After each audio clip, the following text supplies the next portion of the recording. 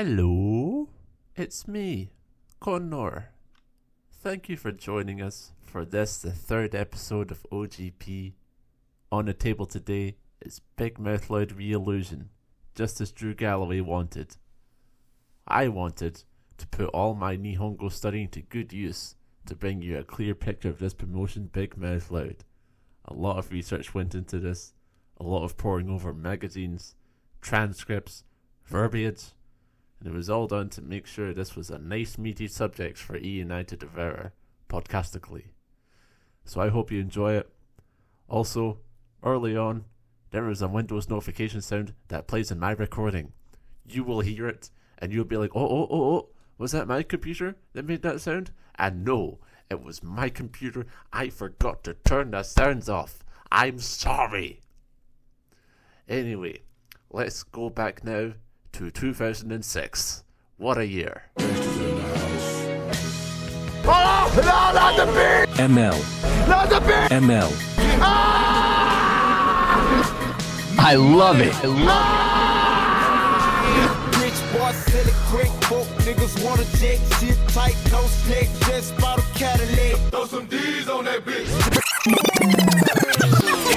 It's fine, I'm on that. I don't mind hitting with a new era line in times. They ready for the combat, whether it's grime or R&B. I'm for a baseline and I'm gonna jump on that. Hold tight, the flow's tight, you're in for a ride. Don't buy it, come on man, low that. It's not high, you know you're not on that. When I say guess what, The first pictures as an adult, the Austrian woman held hostage for 8 years breaks her silence to speak out. The present that Santa will not be lugging around this Christmas, PlayStation 3. Oh no! What? Oh. That is the sound of a mouth. You probably have one. If you don't, seek immediate help. But what if this mouth were to be big and loud? Then that's fine. You can wrestle Manabu Hara in an opening tag match. Big Mouth Loud, by the request of Drew Galloway, we're here now, covering it. Yeah, is Drew going to be the first guest? No, it's an unfortunate story. I don't really like to talk about it, but after that instance, I put a restraining order on him. I don't want him in my house anymore. What do you suppose? But he's your countryman. Surely he can just enter and exit your house at will. Maybe if I lived in Ayr, but I don't. I live in Glasgow. You go losing air. Are you singing the Iron Brew song about Drew Galloway? The Iron Brew song? It's the snowman. Or did they have that on an Iron Brew? Yeah, okay, I realised, yeah. I think it's better known for the much loved by many animated classic, The Snowman. Well, sure. But if it was in an Iron Brew advert in 2005 as well, then that's... I like that. I like Iron Brew. Yeah, like there's like they always trot it out usually around the Christmas season where like it's like a snowman animation except he's drinking Iron Brew. Yeah, I think that sounds even better. I just like trotted it out as if like oh yeah, everyone knows a snowman, but then I realized you're not from Scotland. Fuck. So yeah, that's what I know that song as now more than the snowman. The Snowman Iron Brew song. Snowman drinking iron. That's a nice bevy, Snowman. Thanks for this event. Yeah, it's literally like he takes this boy on an adventure of wonder in the sky and it's like, oh, I'm drinking some Iron Brew too. Isn't that cool? Yeah. Oh, that hits the spot, boy. So yeah, Big Mouth Loud. Why before you put the restraining order on Drew Galloway, did you get any reason why you picked this show in particular? Well, it turns out this is quite a fateful show as far as just being we'll get to it in more detail, but one of the things that I noticed was the sort of opening narration of this show, right? it's this narrator guy who's going, oh, here we are, Big Mouth Loud in Tokushima, the first show out of the big city for Big Mouth Loud, and oh my god, Yuji Nagata from New Japan, he's coming round, and oh, look at this, Alan Karaev coming over as well, and also Maeda and Funaki are leaving. Anyway, let's get on to the show. Oh no! So yeah, this turns out to be the show where Akira Maeda and Masakatsu Funaki very publicly, like, cut a whole fucking promo about them leaving this fledgling company. And I think, yes, when Drew put this forth, he in some ways wanted us to discover how his greatest love in life, Big Mouth Loud, died. Fine. So, what's the background for Big Mouth Loud then? Big Mouth Loud is a story that I think starts with the story of Fumihiko Uwai, who is the guy that creates Big Mouth Loud. He's a guy who started in New Japan in 1977 after he graduated school, and he had a little stint in UWF. He fucking jumped ship and all that, but then he returned pretty eventually. And then from there, he was just in New Japan. The Japanese Wikipedia for him has some tidbits without citation, so I preface it with that, but it's just like there'll be a bunch of stuff where it's like, oh, he's the one who came up with the Makai Club, or oh, it was him talking with this old ring announcer that they thought of the name Big Van Vader, stuff like that, which like I guess like indicates the what he's had his fingerprints on. But the main thing that's relevant is that in 2002 he got promoted to the position of matchmaker, or basically dabuker, and then so that went on until October of 2004, and he left, saying that he wanted to make a true strong style. So, oh my god, what could this mean? From there, he created a company called Big Mouth. So, the company's Big Mouth, and Big Mouth Loud is the wrestling promotion of it, right? But Big Mouth as a company ends up having, like, it kind of sponsors stuff. So, like, one of the first things is like, the Wrestle One Grand Prix? Yes, I've seen the first half of that tournament. Yeah. So Wrestle One, it starts off as like a K1 except pro wrestling. So the K1 founder Kazuyoshi Ishii, along with Dream Stage Entertainment, which is a parade company, and Keiji Muto, they try a whole thing where they try and like put wrestling back on like primetime television, because when they were doing that, it was like 2003. So by that point, it wasn't like wrestling was on like the big TV anymore. So they were trying to get that shit back by like using like Bob Sapp and Ernesto Hust, but it didn't get the TV ratings they're expecting. And then Kazuyoshi Ishii got arrested for tax evasion. So there's a whole lot of stuff going on, and then that turned into K1 pulled out, Dream Stage Entertainment takes over, and then that becomes Hustle. So that's a whole different branch. Mm-hmm. And then Wrestle 1 2005 gets started by Uwai and Sadaharu Tanigawa, who was a representative of Fighting Entertainment Group, which sponsored K1. So I reckon that's why it was also called Wrestle 1, why they just reused that name. Yeah. And so the Wrestle 1 Grand Prix is sort of seen as this, like, Uwai envisages it being like, oh, everyone from all the companies can have the fight together, it can be like a big dream thing.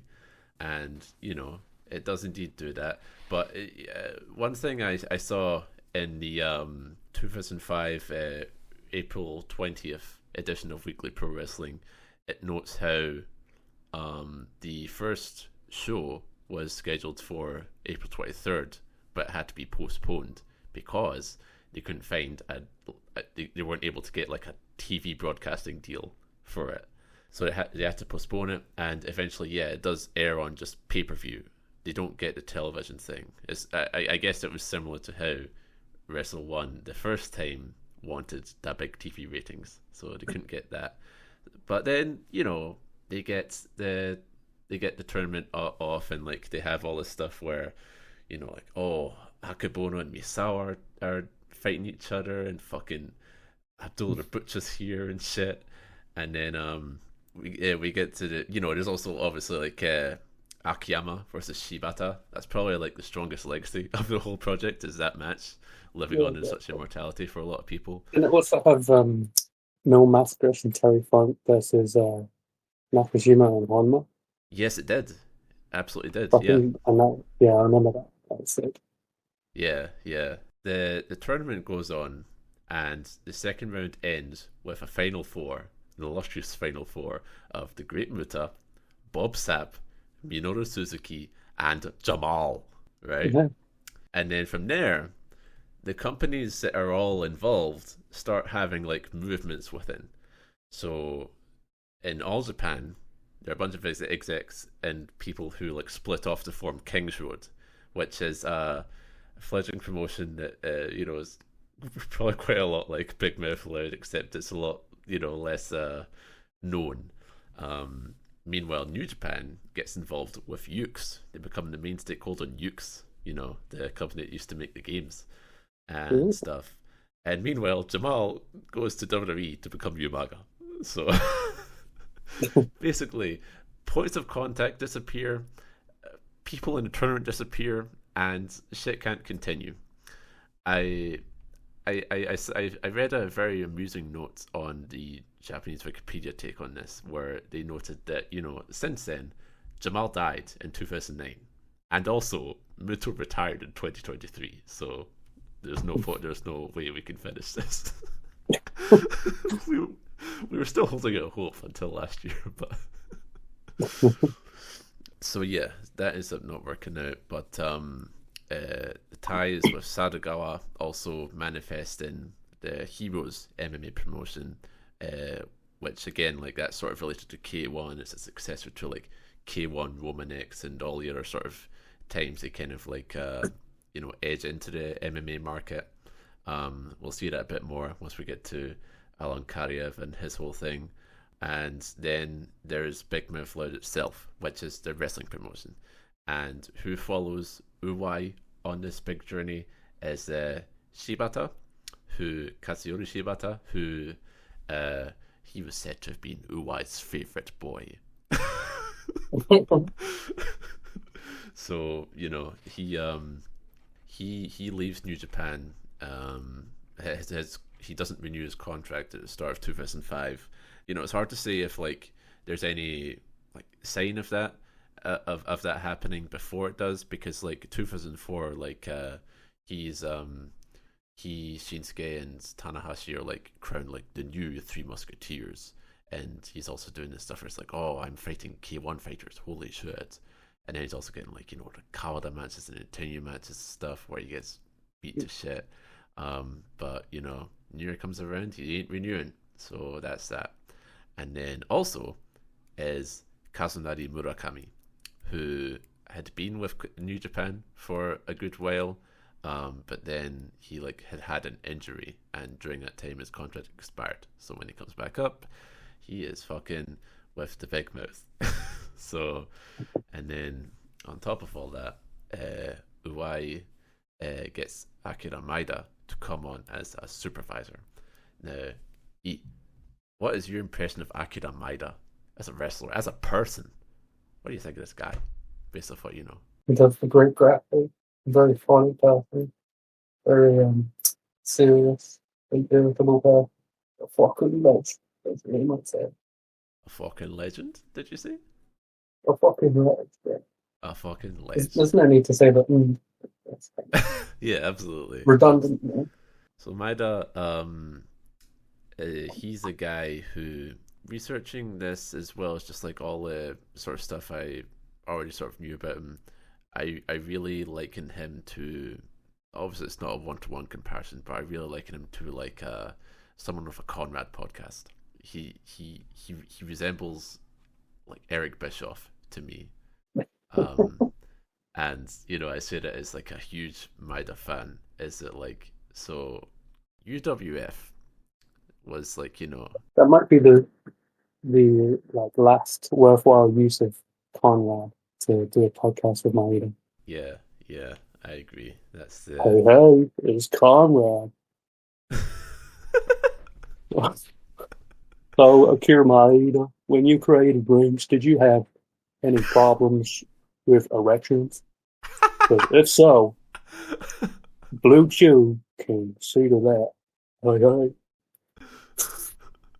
Yeah, I don't like his podcast, but I do like when he says, hey. Continue.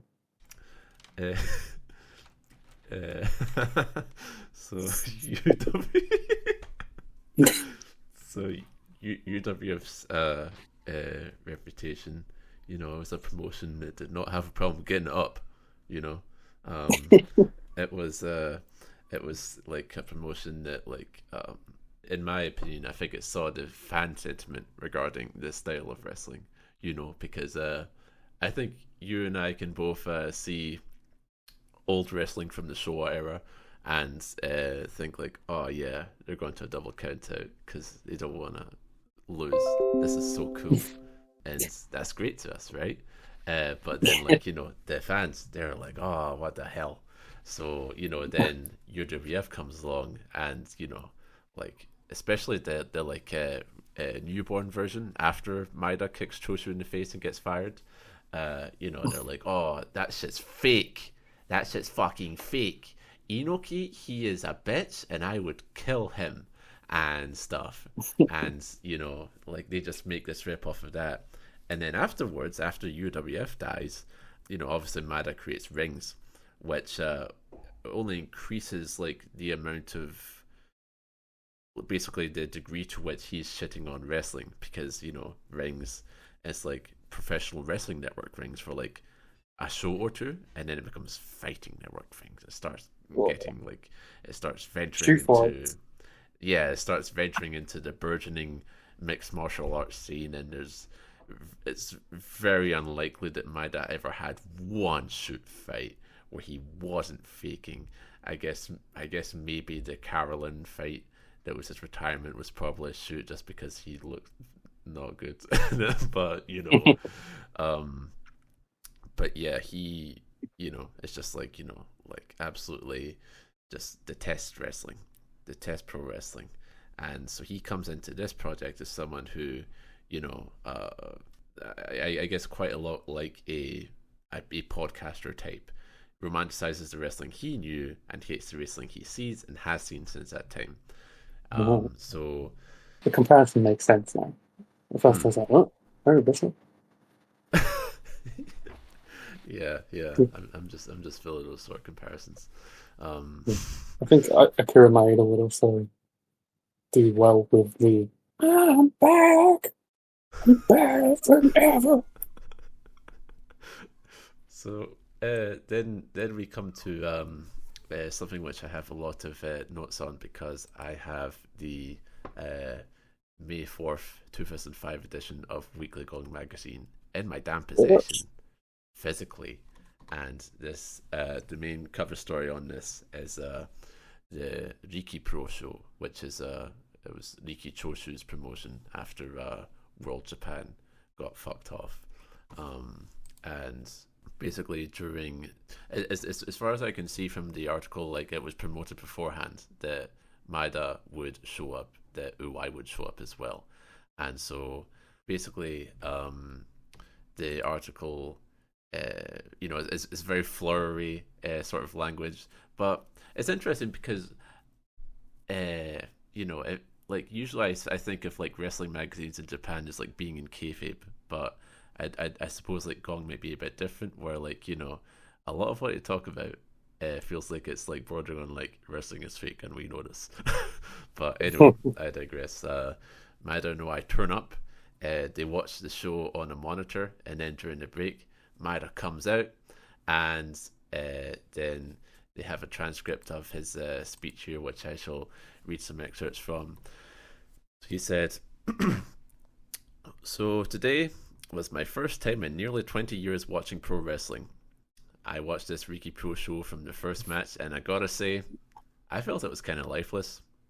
Nothing to be blown away by. You know, I think back to when it was Ishingun versus us UWF guys. We put our honor and our lives on the line. I'm just wondering how that same ring where we did that has ended up like this." And then the article goes on, lifeless, nothing to be blown away by. Maeda's never shied away from speaking his mind on the state of wrestling, but doing so in the middle of his senior Choshin's show, which he was invited to, is a whole other matter. It seems like Maeda's serious about changing the industry this time around. And yes, it is then said that he's gonna reform pro wrestling. That's how he ends the speech. He's gonna reform the industry, this rotten fucking industry that's shit and hates it. And then interestingly, Uwai is next up on the mic, and he has this whole speech where he's talking about how he likes Riki Pro and he wants to cooperate with these guys. You know, us here at Big Mouth Loud, we don't got any money or people. We just have ambitions to make a new wrestling world. And I hope that Riki Pro makes it to Yogoku one day. So everyone please support Riki Pro. Meanwhile, Maeda's fucking shitting on it. You know? And then there's some backstage comments from Maeda. He's asked, like, you know, is your view of wrestling any different now based off what you saw today? And he said, no, it's no different. Just the thought, nobody gets it. Well, you know, New Japan wasn't tightly run ship when Choshu was booking either, so it ain't hard to figure out what you're in for when that guy runs a show. And then he is asked, you know, like Uwai said he wants to work with Riki Pro, and then what do you think about that? And Maeda goes, yeah, can't really say at this point. And then he just starts shitting on it again. He says he's talking about the people on the show. He said they don't have pride in their occupation. They have stupid matches. Nobody's angry. They don't hit each other. And you know, I heard a while ago there was a New Japan trainee.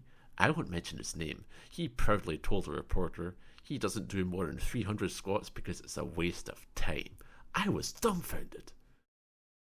And at this point, I'm going to show you the cage match for this show, E. And I want you to just look at the names here and just think about Maeda watching this and thinking, this is garbage. Okay, give me a second. He doesn't like the super crazy. Doesn't like the super crazy. Doesn't like Tiktogo. Doesn't like the Gentaro. Doesn't like Gentaro. Doesn't like Takaiwa or Sekimoto. He has no time for Bad Boy Hido. Fucking Kuroda can fuck Not the off. bad boy. Asian Kruger just has time for absolutely none of them. They all did terrible, in his opinion.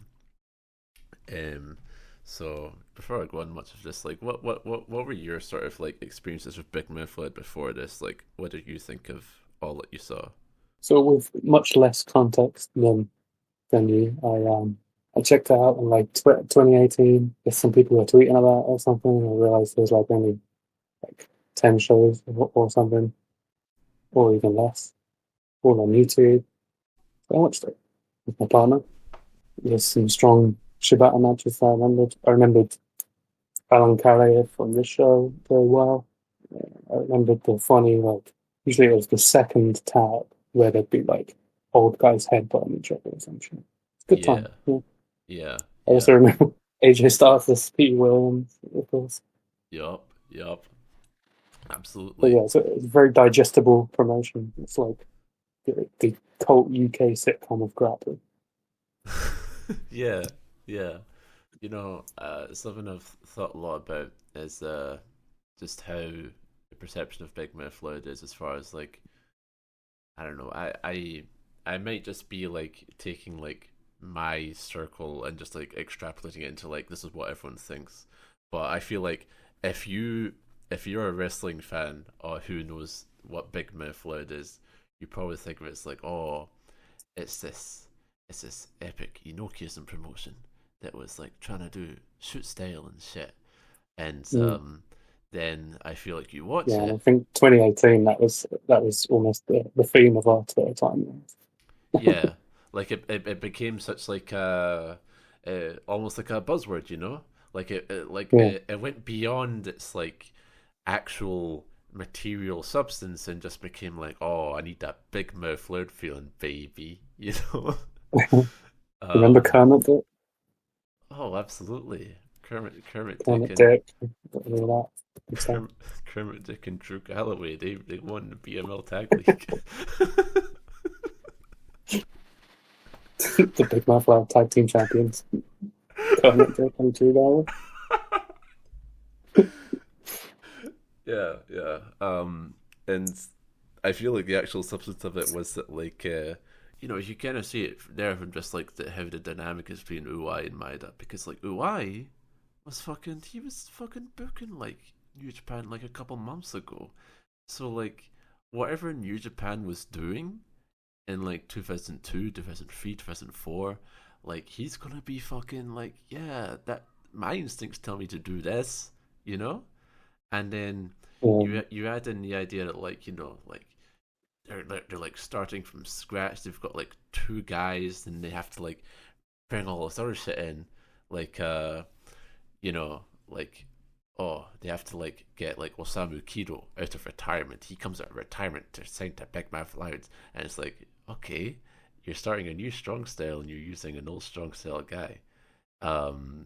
It's like it just paints this picture that like there's a vague sort of vision that's mainly fueled by like disapproval of other things, and when it comes to like, okay, well, what do we like, it's going to be stuff that doesn't actually fit whatever sort of vague vision you have for like, oh, let's make this shoot style promotion that'll really be good wrestling, you know, and it ends up being something that I enjoy. You know, it's as I say, it's a very digestible, fun product.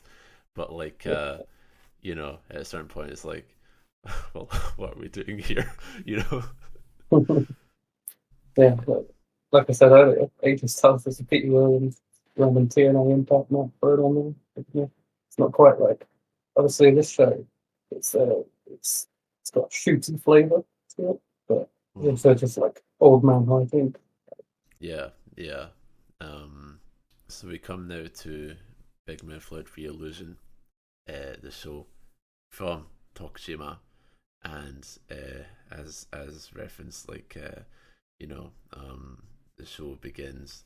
I assume this would be like, okay, wait, actually, yeah, this is like aired on ESPN. Like quite a bit of wrestling was like, as I mentioned to you, like there's a bunch of like New Japan broadcasts like this on the ESPN over there, and the opening begins with, as I said, this narration about like, you know, look at all this cool shit going on, and also the main 2 guys, Maeda and Funaki, who is also an advisor involved, they're gonna leave. Anyway, let's get on with the show, which I just found to be in such contrast. I think it's interesting how, I guess because like I never really see this in like American promotions. I feel like this treats it as if like news coverage of something that's going on, as opposed to like, you know, like hyping up the fact that someone's leaving. Yeah, like yeah, it's time to say goodbye. yeah. As in, I guess it kind of reminds me of, you know, like football news wouldn't shy away from like, you know, it's just going fucked in here, you know, before they show you the football game, because like that's not treated as like, oh no, you're gonna kill the hype for a football game, you know. But yeah, can you imagine like Brock versus Goldberg at WrestleMania 20? Like, say goodbye, everyone. Yeah. See ya. They're off to the Packers. They're off to the NFL. Wish them luck. But yeah, then it comes to B-roll of here's Murakami walking in. By the way, Murakami is president of Big Mouth Loud. Yeah, I hadn't realized this before doing all the research, but yeah, for what it's worth, he is president of the Big Mouth Company. So yeah, that's good for him. Commentators are Katsuya Ichikawa and Soichi Shibata, and they are just like, yeah, Maeda and Funaki are leaving. What will the two aces of Big Mouth Loud show here? We're talking about Shibata and Murakami. Will they be able to create a new history? The answer is no. But they do pretty good for themselves. What did you think of the presentation of how this looked as far as you have this Tokushima venue, which it doesn't have big dramatic lighting, the lights are up, but the Big Mouth Loud flag looms over everything. Yeah, it's hard to I was actually kind of surprised when you said signing people to contracts from New Japan and stuff. Because I wasn't sure if that was to me it was kind of a Japanese indie. It had that feel to it. Yeah, absolutely. A few empty seats and all that. Yeah, and plus as well, you might see New Japan nowadays run this sort of venue, but for Road to Day 6, Yeah. As opposed to I guess Big Mouth Loud has 10 shows or whatever, so but yeah, even still, I quite enjoyed the flag as well, because sometimes when the camera's just right and it's you can't see any fans in the background of these wrestlers grappling, it's just the wolf, and it looks like some green screen shit, you just chroma keyed the background. Then we also have as the ring announcer Nobuyuki Furuta, who was the rings guy. So he's one of my favorites, because he does the thing where he's surname, first name, which very few other guys do, and it's always fun when he does it.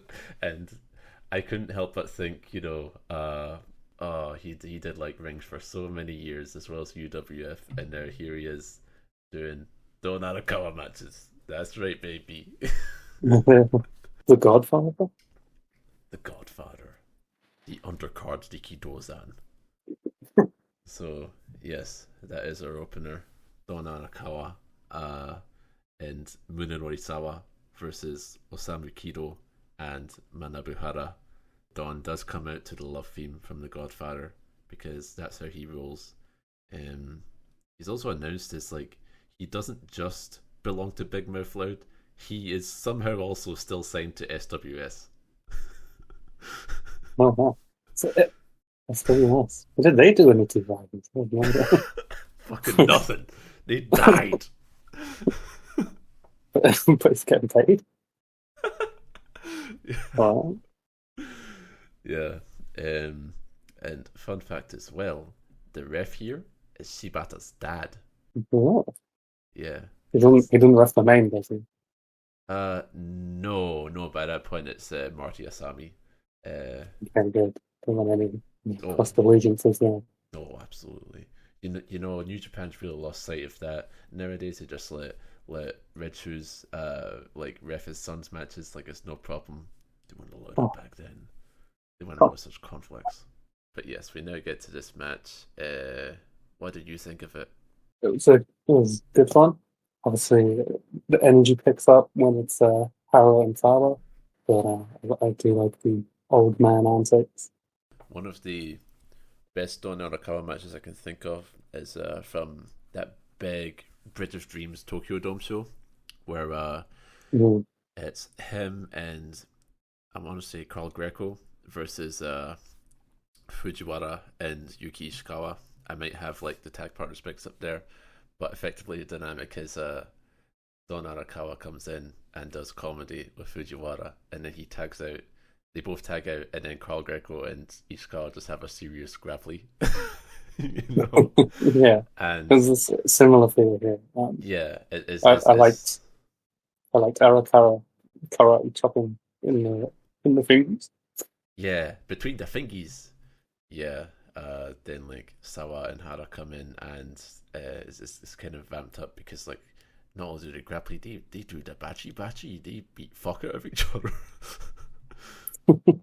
So there's a part where like Don does like half of a hamrick. He like dives through the ropes but then catches himself. Oof. So that his butt is so prone to a kicking, to a bopping. And then, you'll come back in and Hara will tag in, and then Don like, no, not you, I want Kido. Then Kido comes in and Don tags out. What a joker this guy is, my god. And then, then Hara and Sawa, as said, they just like are really kicking the fuck out of each other. One thing you talk about is how like there's like so much like battle arts presence on these shows, and I think that like really paints a picture of like just like one of the problems where I feel like Big Mouth never actually had any process of like rookies or anything like that. They never had like people beyond like what they came into the game with. I remember that's something that gets brought up as like an issue. Is it like, oh, Uwai didn't want to build a dojo, and it's like, why not? And so like there's like this good stuff, but you can't really guarantee like you're not gonna poach from battle arts, probably not. So yeah, but anyway, it's pretty good. There's a part where they're doing all this like like just like fucking kicking the shit out of each other, and the fans they have like they have a sort of like murmuring sort of reaction, like, oh shit, what the fuck. And then Soichi Shibata, he notes like, man, if you're a UWF fan who's all nostalgic, wouldn't this be kind of fucked up? Because like, I suppose because like they're like punching each other in the head, which would be like breaking the rules if you were a pure UWF rules person. And then just as he says that, Don Arakawa comes in and pokes him in the ass. So that's pretty good. The Kancho is out here in full effect. He is poking asses all the time, and it's pretty great. Then always poking ass. Exactly. The finish comes with the finishing stretch comes with Kido and Sawa. You watched much Kido before? Yeah, probably a few times. Yeah. Not to have like super familiarity, but yeah, it won't have been the first thing. I see him as someone who like I can't remember like which like football player was the first about, but he's one of those guys who's like, when you watch the game you don't see Kido, but when you watch Kido you see the game. Oh, that'd be Busquets, I think, from Barcelona. He's like the guy who makes it tick. Yeah, absolutely. Yeah, I really like him. He has like I love his gut kicks. It's just like very, very just like New Japan gut kicks, and we'll see that later on with like with Nagata's match, where just like this stuff that like really feels like a fucking like just like print mark or whatever of like this guy was trained by Kotetsu Yamamoto, and he's doing that, and then Sawa is getting some shine on him. He is a shining wizard, but then Kido gets the Wakigatame on, and Sawa immediately is like, I am dead. So Kido wins. Yeah, I like the immediate post-match series. Stuff like Arakawa gets rowdy, gets in everyone's faces, but then they sort of like stop, and then they all battle. They're like, fuck it, code of honor. yeah. And then speak of the devil, Don and Sawa are walking back, and they run into Kotetsu Yamamoto, the big bald turtle he is, and they shake hands with him. So that's nice. Then we move on to the second match, which is Katsumi Usuda versus Hiroyuki Ito. what did you know of like? I assume you'll like know like Usuda a lot better. What do you know of both of these guys before this? Not that much of Ito. Would he have done battle art as well? No, he was actually from the Maeda dojo. He like was one of the last people to debut for Rings. I've not seen much of lately. Yeah, yeah. He had like one fight there before it died. But I learned a lot looking at his MMA records. Did you know that he racked up a win against Alberto Del Rio? Oh wow! Yeah, he fucking Dos Caras Jr. grabbed the ropes, got DQ'd. Ito wins. So Grab the rope. that could have put him in contention for a world heavyweight title shot if he didn't drop the bag, as they say. But yeah. I mean, like for me, like the one Ito match I saw was like the one from like the first Big Mouth Blood show where he faces like Ishii, and definitely that match it was a lot more like, oh, Ishii's got hair, holy shit, more than anything he did. So this is very much shoot for it toy. This match, it does feature a lot of Grapply.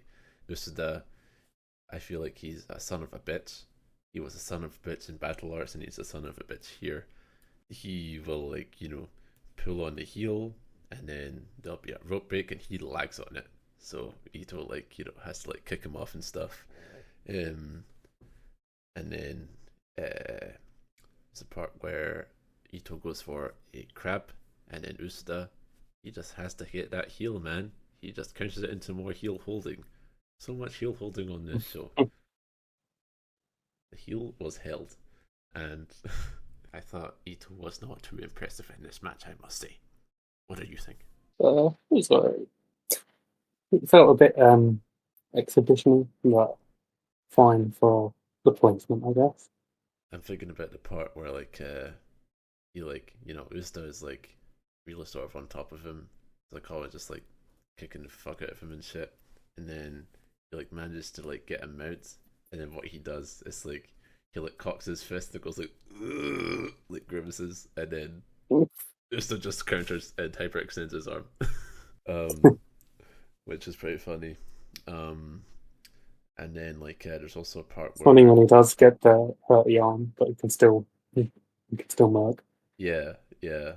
Then like the finish is just like he sort of I guess hulks up in a way where he just like wakes up and just starts like striking and stuff, and then like there's like a big mid-air knee lift, then big punchy, and then kicky, and then the ref is like, holy fuck, TKO.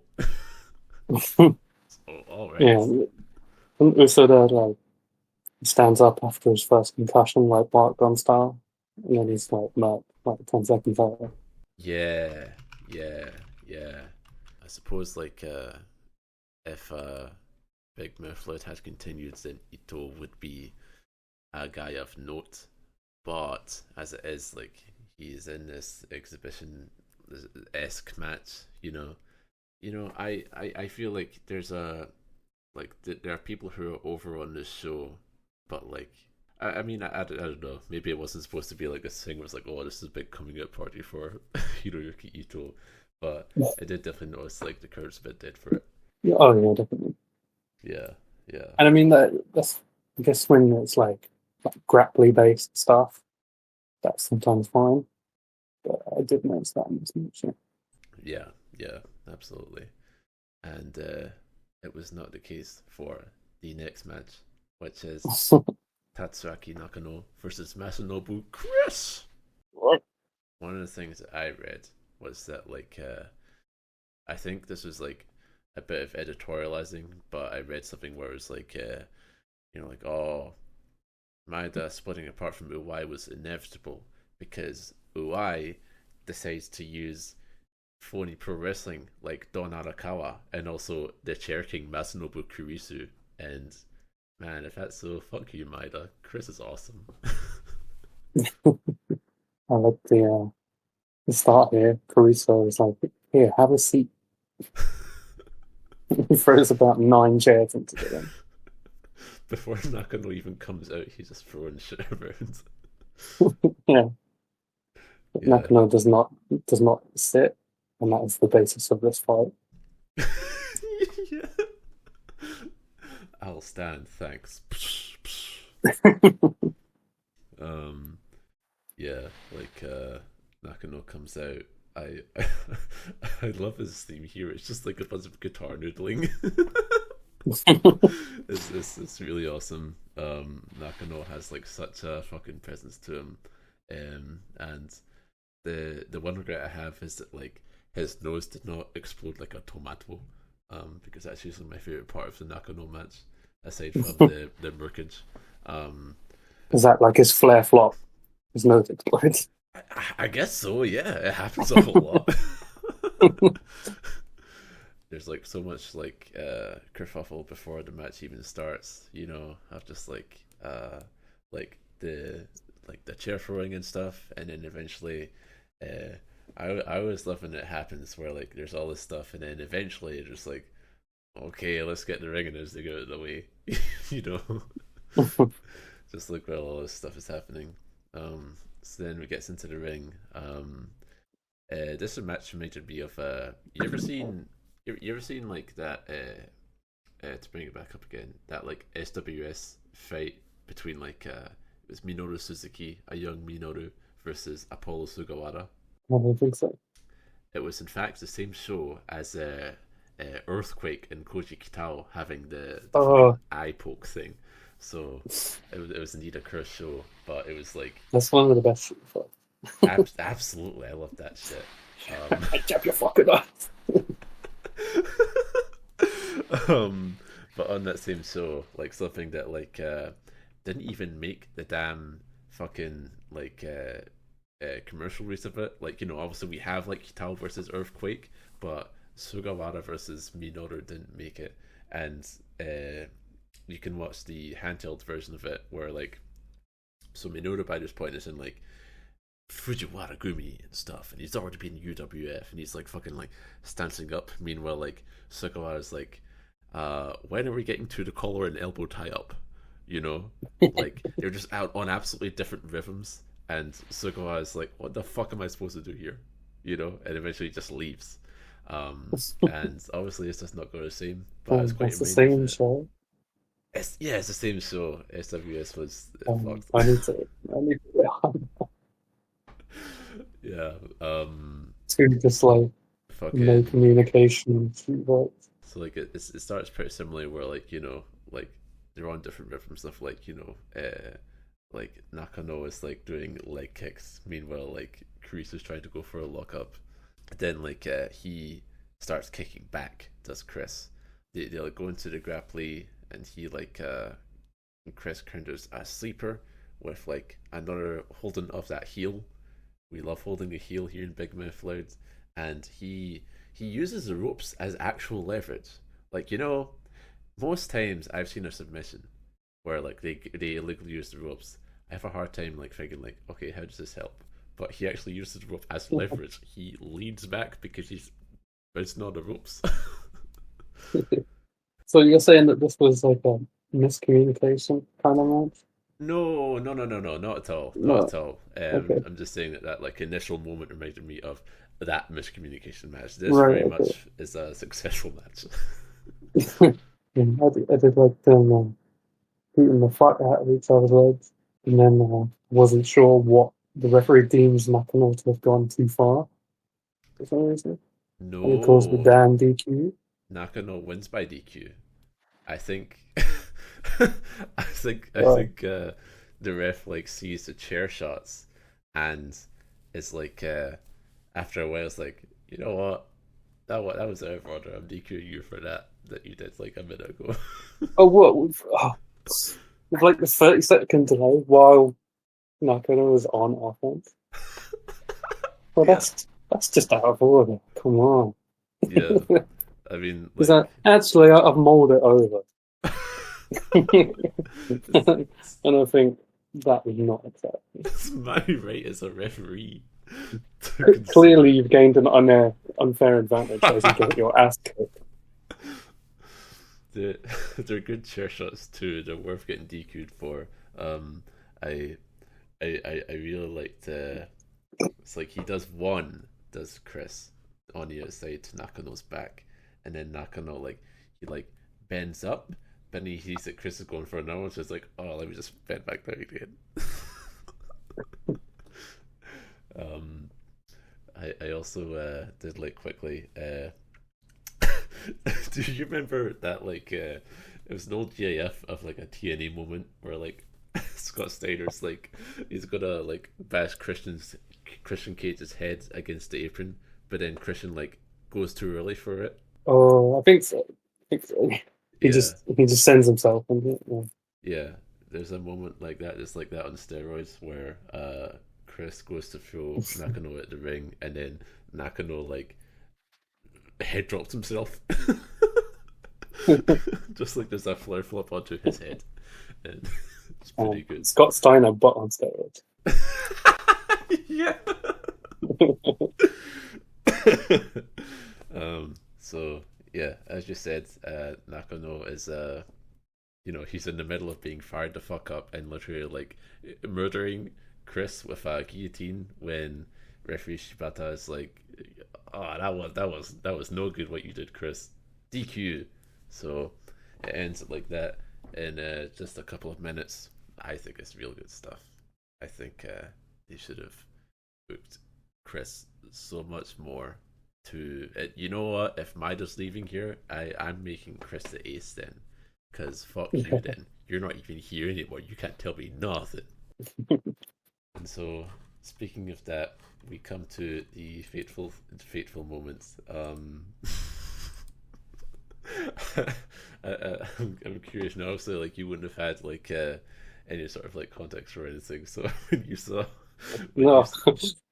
normally I would plus 10 this kind of stuff, but since I'm doing a podcast, I sort of have to see it through to see if he waves his cock around or stabs somebody or something. Yeah. But he wasn't very excitable. I wrote, "You've lost the casual audience." Yeah. I as we were sort of talking about, this ends up being the actual thing that we watched wasn't the raw feed from ESPN. It was just a bunch of the clips pasted together, and I went to the clip of this segment that got uploaded, and there's a bunch of Japanese comments on it, and some of them are I don't understand what he's saying, and then another would be oh, during Maeda's speech I hear the casual chatter of fans who are having private conversations. Don't they care? But yeah, so Maeda is a very mumbly dude, and it can be very hard to understand him at the best of times, but luckily the Weekly Pro Wrestling site had a transcript of both him and Funaki coming out here. Maeda, he says, today was supposed to be the re-debut of Masakatsu Funaki. Funaki was supposed to come back on this show. Oh my god. But because of a bunch of stuff swirling around in the press, it's not going to happen. The truth is, I've been assessing Big Mouth Loud as a company, and after my resignation press release went out, I had a talk with Uwai. For Funaki and I, after UW finished the way it did, the question became how to continue it. I had rings and Funaki pancreas, so with that experience we've been trying for the last year to create a strong style for the 21st century. I asked Uwai once more if he really feels like doing a unique style like that, and he said he didn't. So I have all I need for my assessment. It's sad. It's sad that we talked about the pro wrestling status quo being so bad, while Big Mouth Loud ends up not departing at all from that same status quo. I am really disappointed in them. I tried to live up to all the expectations and dreams I created for the fans, but with things as they are, I couldn't. And I'm really sorry. I'm here in the ring to apologize to you all. I'm sorry. So, there's that pipe bomb. And then we come to Funaki, who does not do a big epic shoot promo. He just says, "Oh, of stuff here that I can't be bored with. But hey, this is the last time I'm in the Big Mouth Loud thing, and you know, if there's a chance, I'd like to wrestle Tokushima again. That'd be nice. And that's him. They leave. And my question to you, at this time, why would they play his theme for this? Yeah, it's a very you'd think just maybe not having one show would be the way to go, but they've done it this way, and good on them, I guess. The show you're watching right now, it sucks. It's shit. I hate it, and I'm leaving. Here are 2 more matches for you, by the way. Like, fuck. Like, imagine if, like, the Dynamite after All In, so fuck just came out like, Tony Khan is such a fucking clown. Goodbye. So, yeah. So after all these speeches, you noticed obviously that there's like a polite applause. Yeah. Like, why didn't everyone just like leave? Yeah, actually sucks. Yeah, I know. Like, there were definitely some catcalls I noticed. Not that I couldn't make out, but you know, as in, one thing I can think of is how just like in January of this year, when like All Japan, they were going through a rough patch of like, you know, like fan morale being like in the pits to the point where like they were booing the president when he was on screen, you know, and like you know, sort of contrasting how like I would go on Twitter and see like all of the Japanese All Japan fans I follow being like, I fucking hate this. President, you need to go right the fuck now. Fuck you, die. And then I'd watch the show, and again, it is sort of like that, like polite applause or otherwise silence, you know. Like, yeah, they ain't brave enough to talk shit. The president, the same guy who did the did the little video where he's on the phone to Shawn Michaels. Yeah, that guy. Oh, Shawn Michaels. Yeah.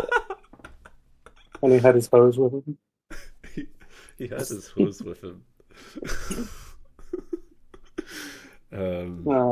Not to disparage the committed All Japan fan, but I trust that guy. Yeah. I saw someone recently, like, they saw day 1 of the Champion Carnival, and they were like, pretty good show. I have to chalk this up as a win for Fukda. And I was like, yes, I'm gonna think of stuff too. I gotta really just fucking stand this dude. So yeah, Big Mouth Loud sucks. I'm out of here. Y'all can just stay here and watch this next match. Fuck you. So then we come to this next match, which is Alexander Otsuka and Rasse versus Jinsei Shinzaki and Yoshitsune, who later goes on to be named Sugi. He's a damn rat. Yeah, he fucking attempted to destroy Nosawa Rongai and Io Shirai by making them weed criminals, but then he came forward and admitted that he was the weed criminal. So I like him though. He's got a good gear, good look. Oh, absolutely. I love Sugi. He's a great wrestler. He does like explosive high-flying stuff. Great height when he takes to the air. Sick shooting star press. No, not seeing someone do it quite like him, you know. Yeah. There's like the Paul London SFP where that's like commonly accepted to be one of the best. They like almost folds his body. But this one's just like pure hang time, and it's like more straight out. Hard to describe, but very, very good to see. Yeah, I think when it comes to like high flying stuff, you kind of think that like the better it, like, you know, the more like rotations or crazy shit you do during it, the better it is. But then like he pulls out like something that like is relatively simple, like a shooting star press, and like, you know, then it just becomes like he's perfected the form of it, you know. Yeah. And becomes like a lot more like wow. So this match, like, I feel like a bit of like Big Mouth Slouch's reputation might be like in how, kind of like, you know, sort of like the AJ Styles versus PT Williams thing, where like, oh, why is this here? Oh. But we can actually think of this as like having a link because it's effectively like a Michinoku Pro offer match because we're in Tokushima, and as they pointed out in commentary, Tokushima is a Michinoku Pro country. In fact, right behind me right now, one of my posters is for Jinsei Shinzaki's 10th anniversary show in 2003, which emanated from Tokushima City Gymnasium. So it is a place they go to for the big shows, and now they're here. Gotta fucking book some Impro guys. And it's interesting because Otsuka, as I kind of bring up, he was already in Big Mouth Aloud. He like on the first show faces Yuki Ishikawa in, you know, their sort of match, their sort of battle arts match. But he's also a Michinoku boy. He's been around enough that he's a Michinoku boy as well. So we have this. What do you know about Rasse? Nothing. I'm Nothing? sorry. Me neither. He also seems to be a bit of a flyer. Like the bits with him and Yoshitsune are very nice. Yeah.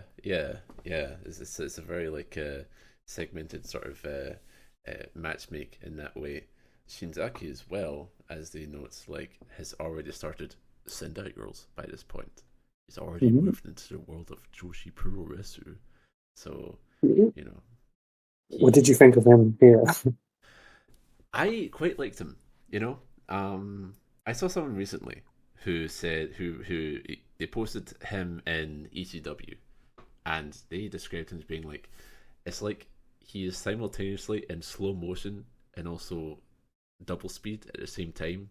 And I was like, damn, yeah, he is. Yeah, he's also got that like sort of very stoic quality to him. To me, it kind of seemed like he couldn't be asked at this one.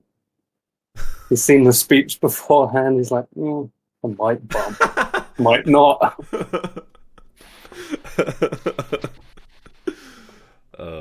What do you think of his undressing ritual where he puts all his stuff neatly in a hat? So it's very organised, isn't it? But he's got a wonderfully set out packed lunch. No overlap, just like cheese strings completely against the edge. The juice carton is neatly tucked in the corner. Imagine if he just put it all in his hat and then he opened his mouth like, and just ate it all. He might as well have been sipping on his juice box with this one. Yes. That's the big mouth.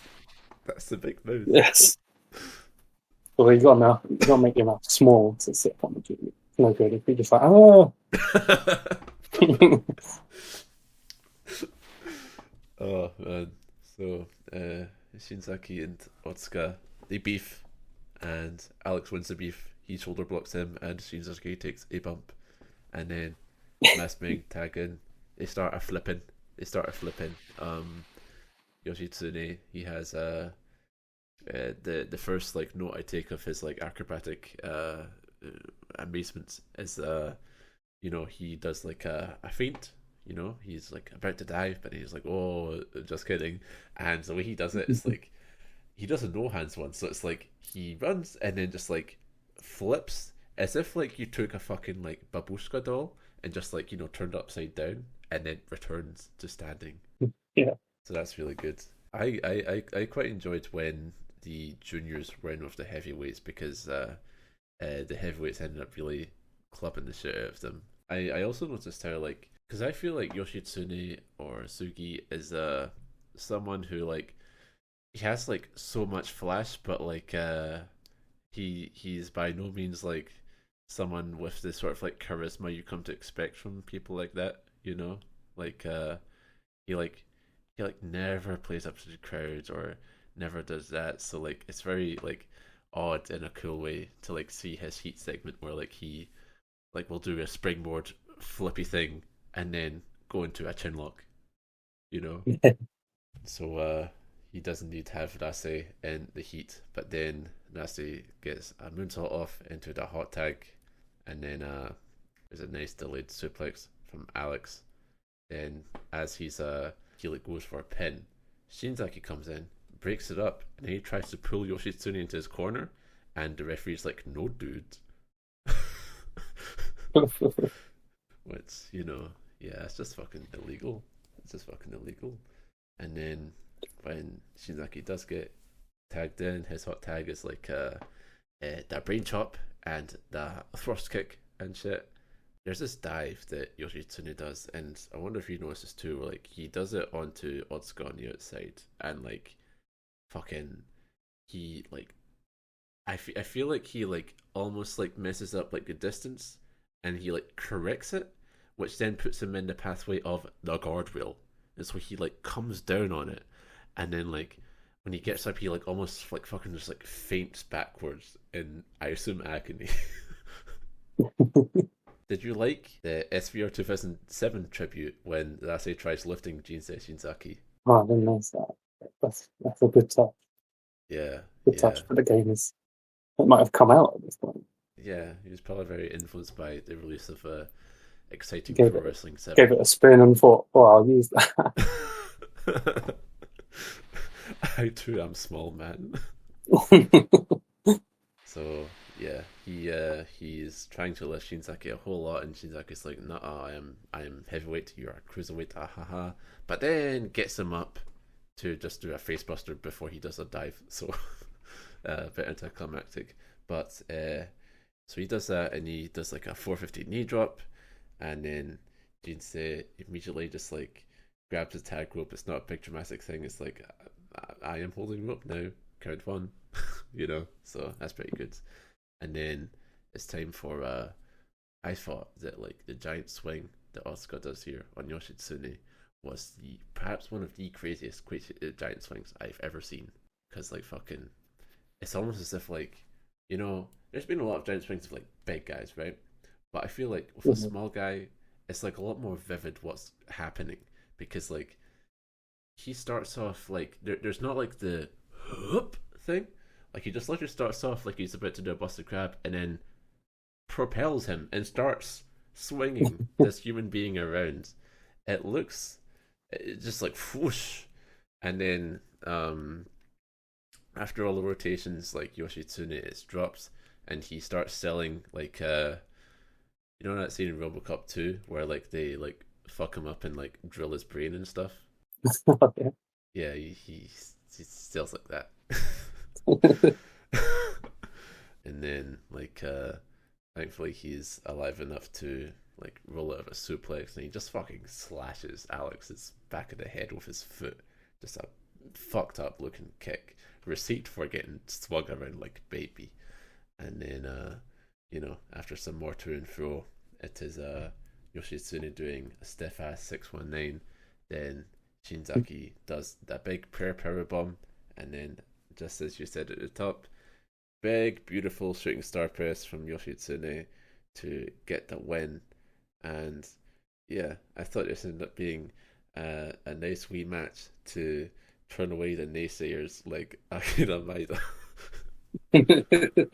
After this, we move on to I guess it could be sort of thought of as like a double main event or whatever, where it's Kazunari Murakami as well as his good friend Enson Inoue versus Yuji Nagata and Takashi Iizuka from New Japan, that fake shit.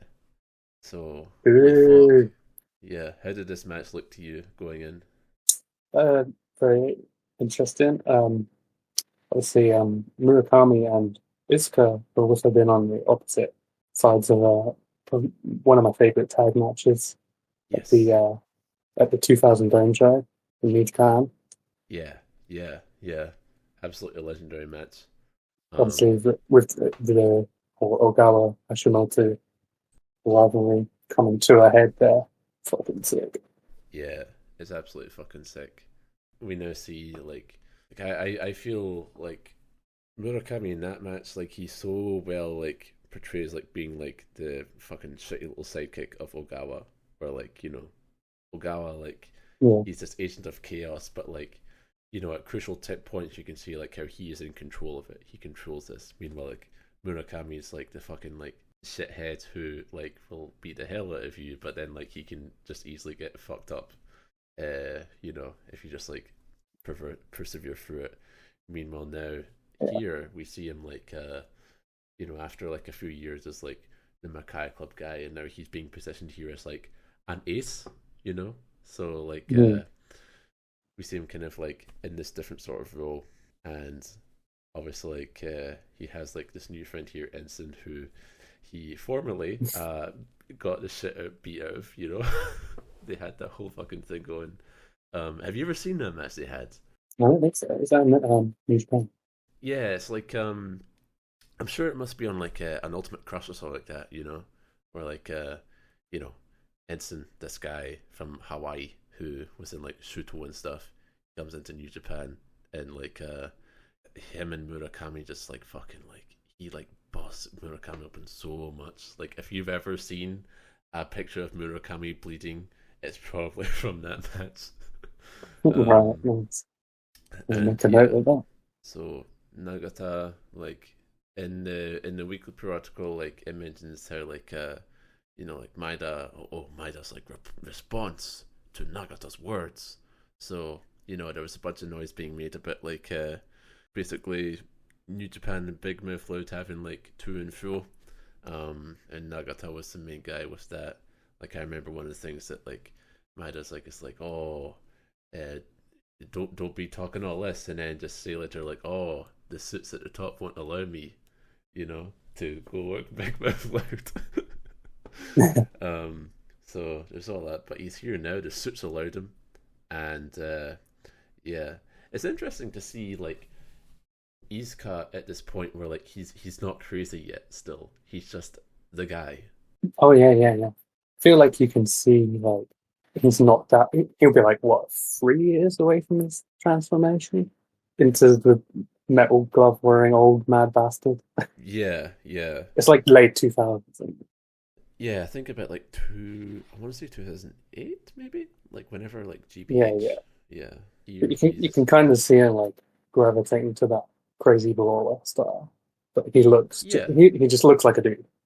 Yeah, looks like a dude, but definitely is like obviously they make a big deal about how like Murakami has history with Iizuka, but it's not as if like it's like like Iizuka had his number, and so we're going to match with that. It's like Iizuka fucking hates this guy, and he's going to try and murder him. So we get started off like hell here. We like Murakami going ham. Murakami going Murakami mode. Nagata like he tries to go for the Inoki armbreaker, but then Murakami just like punches him in the face. I just punched myself there. That's why it sounded like I just like bit my cheek. And then like what I was talking about with like New Japan dojoisms is how Murakami like does a knee lift, and then Nagata takes a flat back bump. I fucking love how he does that. Then Murakami goes for a penalty kick, but it gets countered into another heel hold on this show, and then Nagata gets him in the corner. He starts doing a stomp, and then he keeps stomping.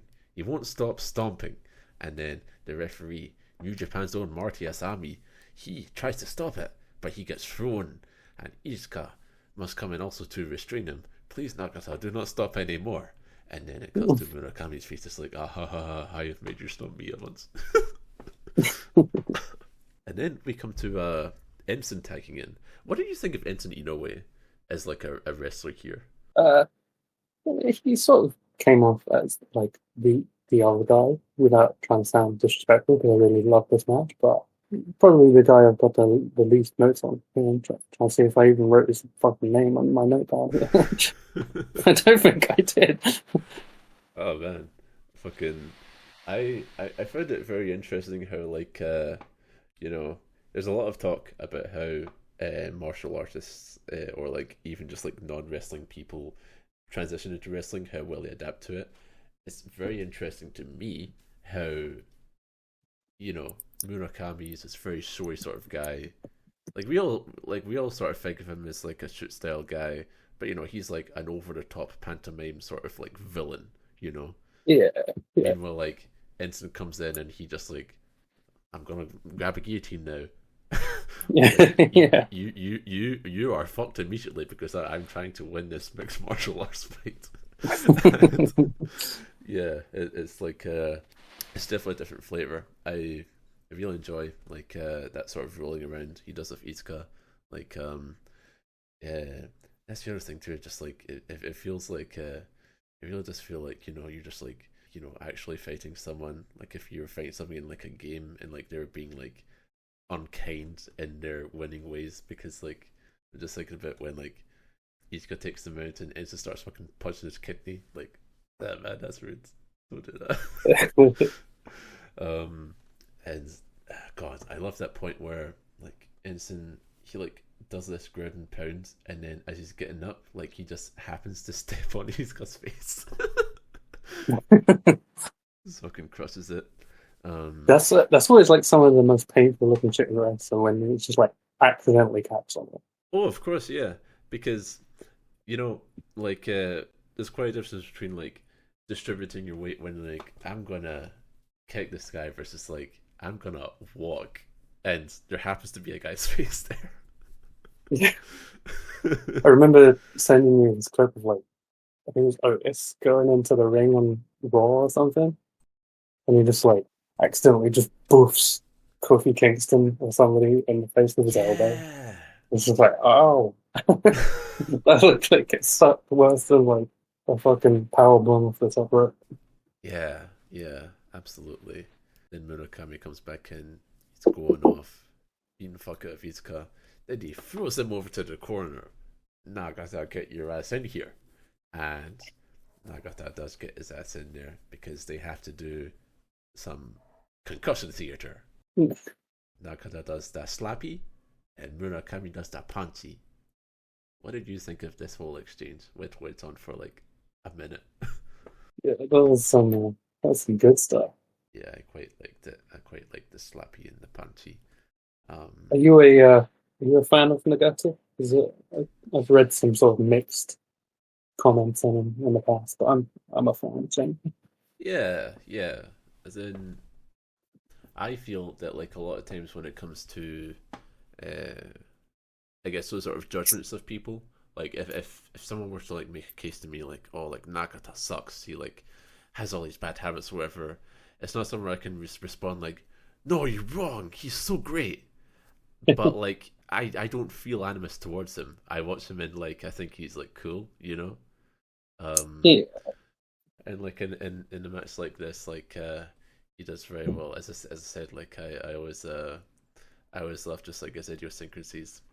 One of my favorite things I remember was like there was a G1 where like the true long story was like he had tummy problems, so whenever he got hit in the tummy, he would like take a back bump and kick his legs around. Maybe Kenny Omega should start doing that. Yeah. Man, I saw the clip of that today where like he does like the one move and then like just like sits and like oh no man, don't do that. Fucking you should be like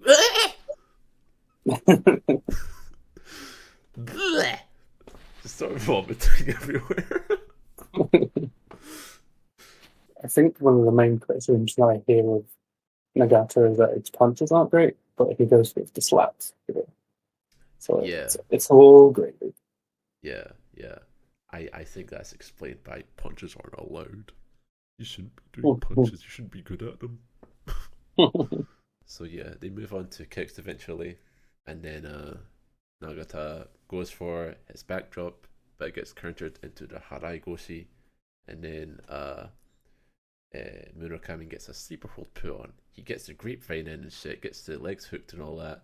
And Iizuka breaks it up, and now Iizuka's fucking mad. He's so fucking mad. Fuck you, Murakami. I'm gonna kill you. And then then eventually he gets restrained and all that. I like the part where after this, like they're both on the ground, Nagata and Murakami. Nagata scruffs Murakami's hair, and then Murakami just like puts his hand up, doof. Just gives him another good one. Then as they get up, they start doing junkyard dog style headbutts, and then the previous sequence is reversed, where it's like the Harai Goshi tried again, but it's curtained to that backdrop, and then he goes for Nagata goes for like the Shirome, the Undertaker eyes armbar he does. It's at this point where Shibata I call it the come on bar because it's spunking on the wrist. It's like the what armbar? the come on bar. Yeah, He's having a private moment. He's having a wank, is what you're saying. He's having a wank, mate. He's having a wank, Eric. Cockney, get my house. Excuse me, John.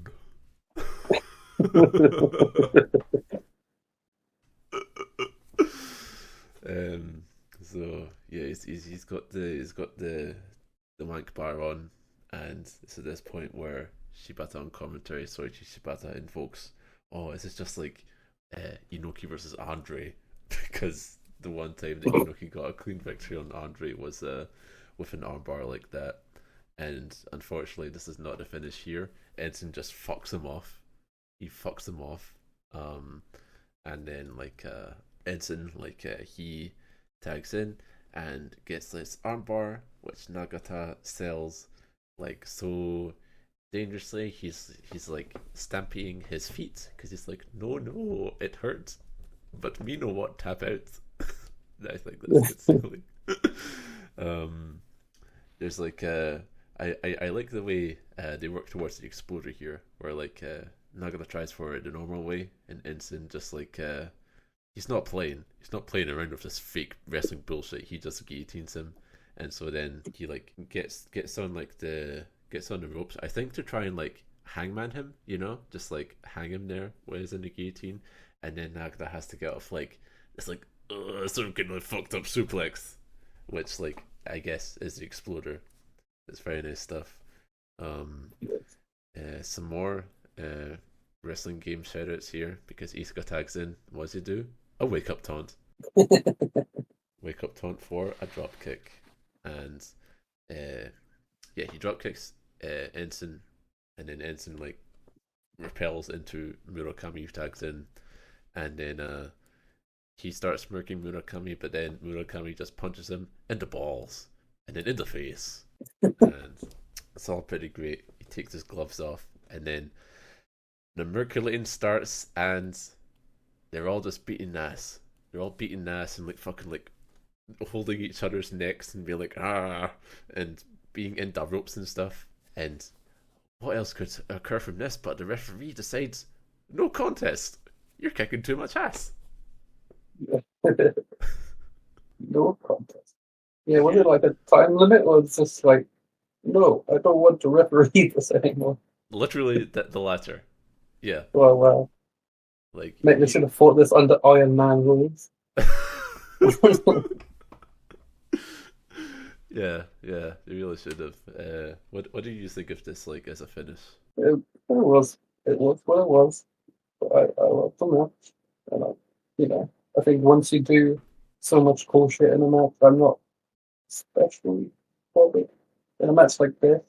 Oh yeah. What happens to end it? Yeah, absolutely.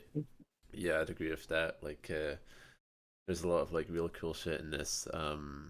Like as I was kind of alluding to earlier, like there's like some stuff on this show which like has like a palpable feeling of excitement, and Murakami's definitely probably the biggest part. Like the crowd is like so into what he's doing. Yes. And it's interesting to think that like there's that other example of like the Chris match where like there was this like chaos, but then like whereas like that had like the sort of like murmuring thing going on, like Murakami, like his chaos is like, oh yeah, we want this, we're hot for this. It makes me wonder like how a promotion that was like led by him could go if like the money was good, but the money was not good with Big Mouth. Yes. They were in deep financial distress. Very sad. But yeah, then after the match, Nagata, he grabs the mic. He asks Murakami, do you love pro wrestling? And Murakami takes the mic. He says, hey Nagata, I love pro wrestling from the bottom of my heart. And Nagata's like, alright then, if you say so, I'll fight you anytime. Does he fight him? That's a good question. Let me go to Stricker right now. Stricker.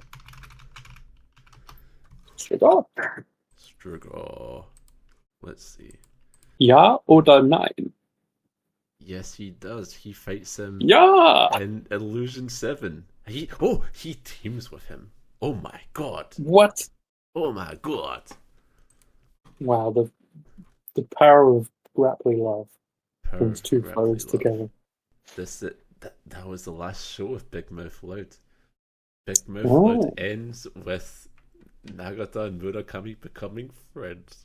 There's no more conflicts. That's why it ended. That's the best way to end the promotion. It's like, no, everybody's mates now. Nobody wants to fight. The mouth has closed. Mm. Mm. I don't want to fight anymore. No fighting. No good. So then, with like 7 minutes in the video runtime to go, is our main event. Hell yeah. Katsuyori Shibata versus Alan Karaev. Yes.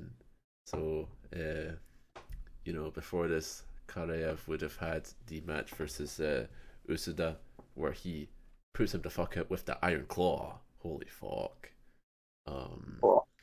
And so, now we come to this point where the monster has been built up, and now the big Japanese hero must defeat him, as has been the tale for time immemorial in the world of Puroresu. So, Yes. Shibata, you get some chance for him as the match starts. It's like a nice little a nice glimmer of momentum for them. I fucking love so much how he'll low kick this fucking fridge of a dude and Karaev just fucking shoves him the fuck down. His big ham hocks on the end of his arms, just like poof, poof. Yeah, he's just like this. If you've never seen him before, he's just like an absolute fucking tree of a man. Yeah. Not sure how tall he is. He must be at least 6'5", but he's also just fat, just fat boy. Yeah. But I don't know, punching fat rather than not making fat. Oh yeah, absolutely. That's being used as good mass. He is 6'7". Yes. Oh fucking hell. 6'7", 403 pounds. Don't know if he's that at this point, but yeah. I wonder if he likes toilets.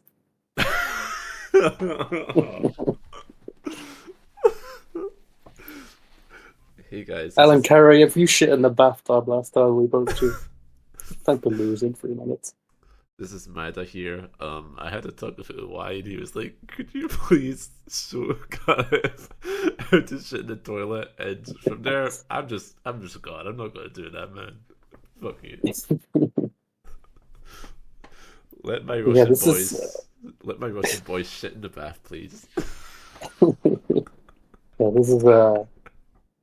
this is a nice sprint of a shoot fight. Although it does have that kind of filthy pro wrestling influence, the same as that second match earlier, where you noted the pinfalls. Also, when Karaev muscles Shibata up and slams him right down, Shibata's got he's got to sell that. He's got to do some pro wrestling style. Oh yeah, totally. I think shoot style as a concept, I think, is an incredibly successful marketing campaign. It's these fucking phony ass carnies running companies where they're like, "Oh, we're gonna be real. We're gonna be realistic." Meanwhile, there's so much fucking performance in them. You know, always. Yes. You see any rings, and you're gonna see like these like fucking Lithuanian and Russian dudes who have been trained to milk a rope break. You know, and so, and like it's not at all to its detriment. You know, like No. it's just like great. It's like great sort of style of wrestling, and yeah, Shibata does that here. Like, you Yeah, I know, mean, I don't know about you, but I love grappling. yeah, Anytime I see group grappling, doesn't matter what kind of grappling it is, I'm like, oh hell yeah, that's grappling. yeah. I think Karaev had a very promising career as a pro wrestler if he put his mind to it, because he has such good instincts for it. Fucking, I love his use of the claw, because it's not just that he does the claw, he also like puts his hand up like, oh, I'm gonna use the claw before he does it. It's so great. And Yes. yeah, it's like it's a real spin and just goes at like fucking what feels like 5 times speeds. Where like you know, like Shibata gets knocked out of the ring, and then he gets on the apron, he gets boofed, and then Karaev does the great Kali finisher back into the ring. I feel you really got the sense here of like I think a lot of what particularly Japanese wrestling kind of goes for is like trying to depict someone who is persevering through an ass kicking and be like, wow, that's so cool that he's getting his ass kicked and still going. And they nail that here, I think, because Shibata looks like a badass. He's like, you know, he's getting ragdolled, but he's like keeping in there, you know. Yeah. And then like then fucking Karaev will just do the knee lifts as well, which just like, you know, get him up in the air because he's a big dude with big knees. And then like finally it pays off for Shibata, because like he like gets the leg and like he timbers him down, which is like a cool thing. I don't see that often enough, you know, just like a big guy getting tripped. Yeah. And then like initially he goes for the armbar, but then he gets the Achilles, and Karaev is like, howie, tap. Yeah. Yeah. This was great. Under 4 minutes. It's a shame that Karaev only had 8 minutes of grappling to his name. I know, right? Because what an amazing big man, honestly. One of the best cups of coffee careers ever. Exactly, yeah. Yeah. Up there with Floyd Mayweather. And who else is good? Snoop Dogg? Steve who? Snoop Dogg? Steve Dogg? Yeah. You know Steve Dogg? Stephen Dog. Oh man. So, you know, a thing we were discussing was you know, like obviously Karaev has 8 minutes of Grapply, but he has probably like a bit over 8 minutes of fighty. And so we were wondering what Alan Karaev may fight to cover, and Yes. we decided Bob Sapp from Heroes 2. Heroes Yeah. again. So my first question is, what's with the apostrophe in Heroes? What belongs to the hero? That's a great question, E. I have no answer to give you.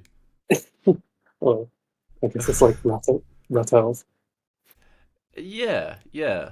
We found this match thanks to the illustrious YouTube channel. That's why MMA. Yeah. So That's why they mixed them.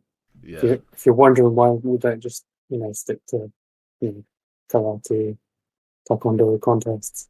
No, this is why. They were mixed. yeah.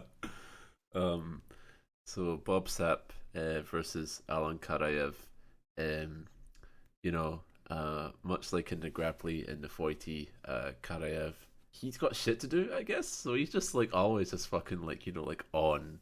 He like never breathes or like does anything like that. He's just like trying to kill you or just getting killed.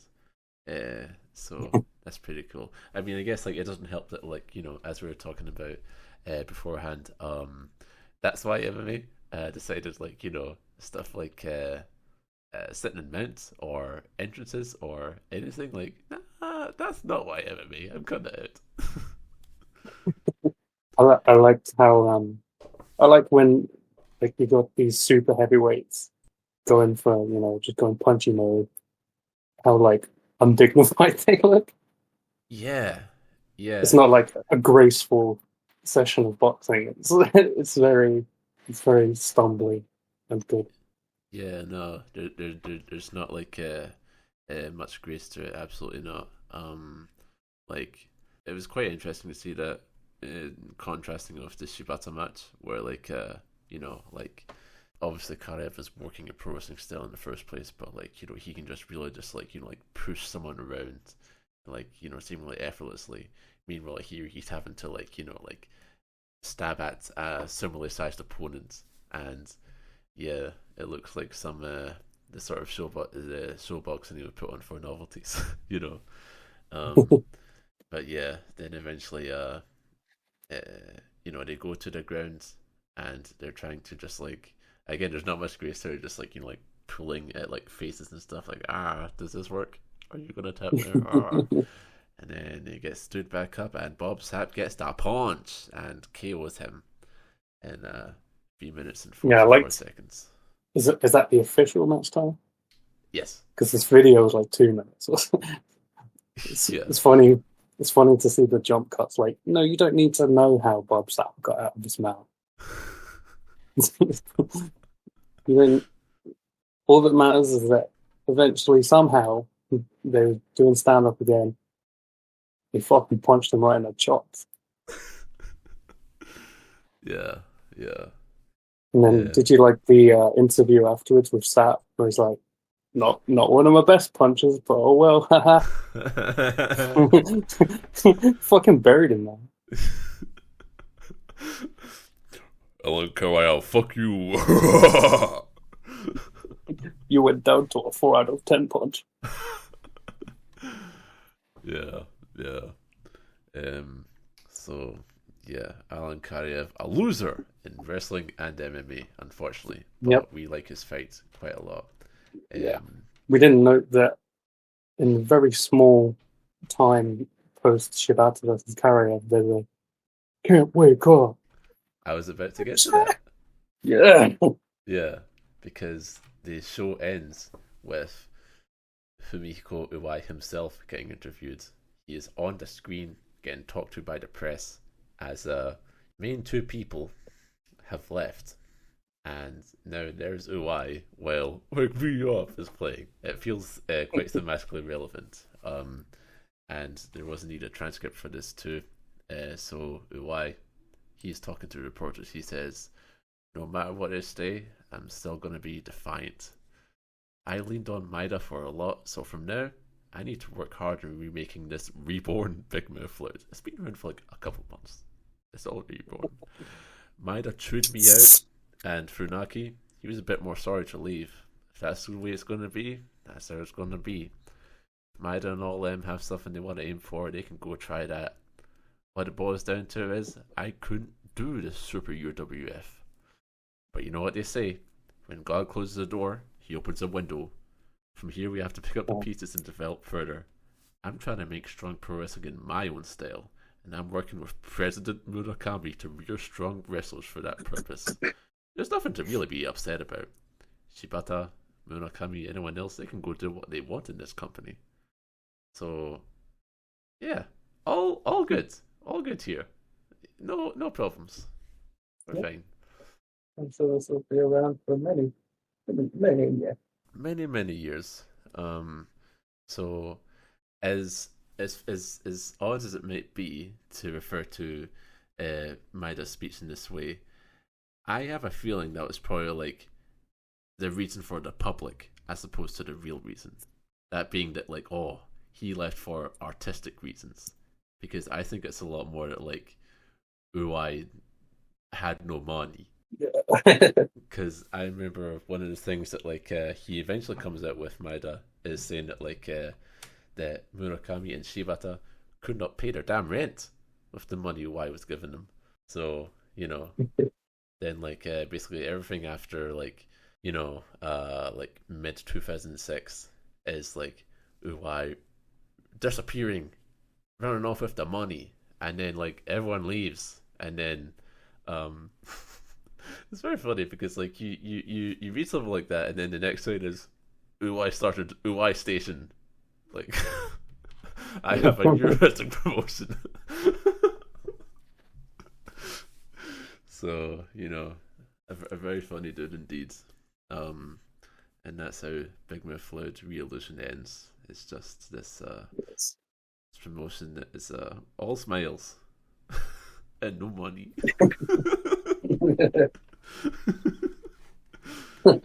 Sleeping in the bin, but at least I'm happy.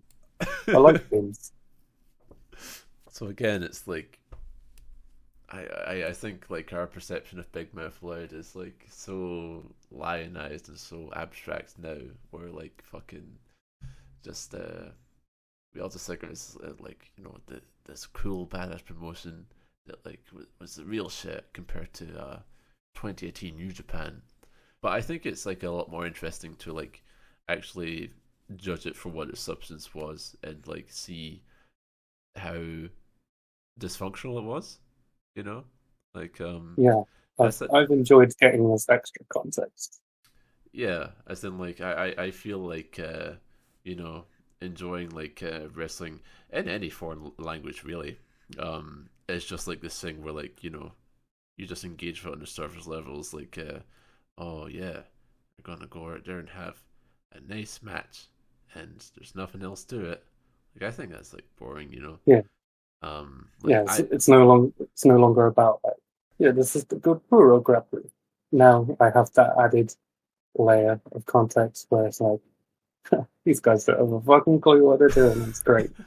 Yeah, I want the business sense to be bad. I want these guys to be fucking up their fucking, just yeah. It can't be stressed enough what a bad idea almost all wrestling is. Yes. Yes. Don't do it. I mean, do it because we want podcast content, but don't do it because it's such a bad decision. It's a very unprofitable venture most of the time. Have you seen the old Progly? There's like $500,000 in debt. What are they doing? If I were working at a bank, I would tell you to not ever invest your money in pro wrestling the same way they've got warnings on NFTs. But I don't. I don't work at a bank. I'm a fucking wrestling mark, and I tell you, do it. Do it, but don't do it. But do it. So yeah, that's a cool show.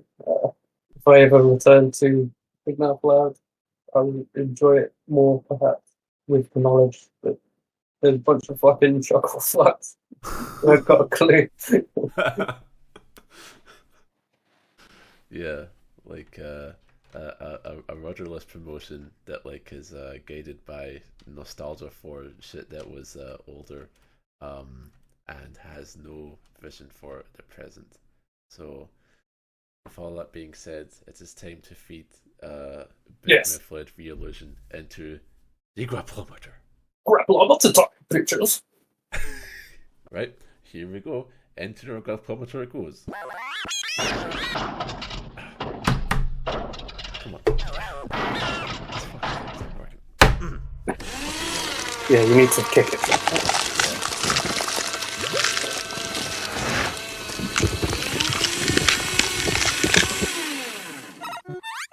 Oh, and what's this now? 27. Oh, that's a shame.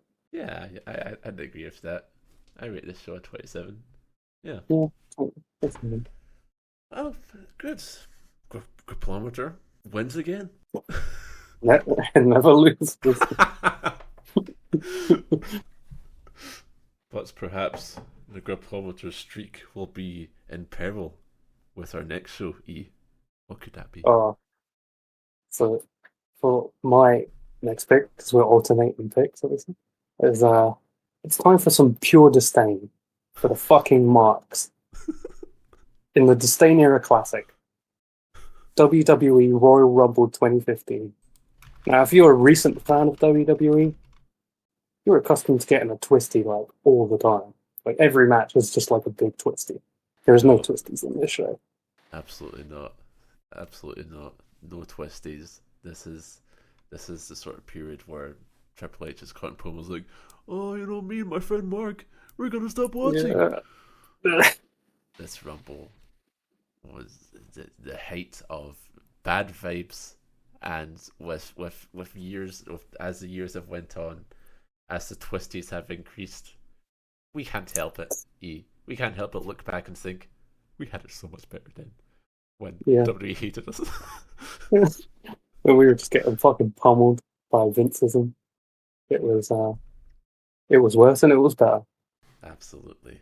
So we will see how it all holds up. And I'm sure it's like a show that's been talked about many times in the past. But do they talk about the New Age Outlaws versus the Ascension?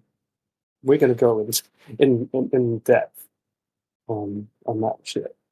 Yeah, this is what I was put on Earth to do. I was put on Earth to, after many years, go back to a show where the contemporary reviewers were like, this was a bad booking decision. I didn't like this match. And then I come in 10 years later and I'm like, actually, some good armwork here. Asshole. And we might also watch like a month of the TV or so. Yeah. Might be kind of fucking difficult. I'm not used to watching like 3-hour Raws lately, but we'll do it. We'll manage it.